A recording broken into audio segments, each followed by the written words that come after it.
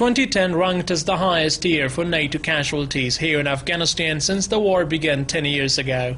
In all, 711 NATO forces died in the year, but 2011 is catching up.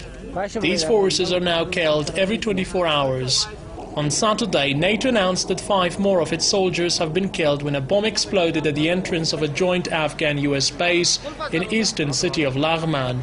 4 Afghan soldiers have also lost their lives in this attack. The militants remain well organized and now are expanding their operations in the country to force the foreign troops to leave the country immediately.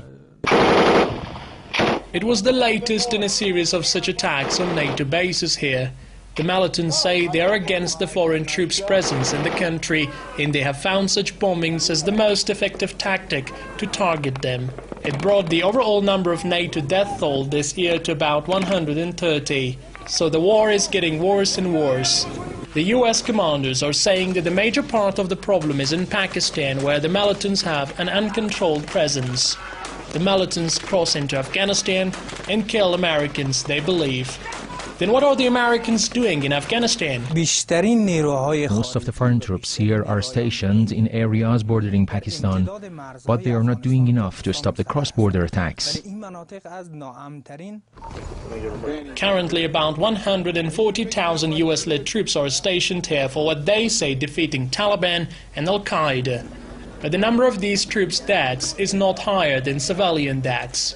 In 2010 alone, over 2,400 civilians were killed in Afghanistan, both by the Taliban and NATO. In the beginning of this year, the US top commander, General David Petraeus, said that summer fighting in Afghanistan will be extremely tough, though in a sense that there would be major clashes between the foreign troops and the Taliban. But what is very disturbing for NATO is that people here are growing strongly opposed to this long-running conflict because of mounting civilian deaths and rising unrest. Faiz Khurshid, Press TV, Kabul.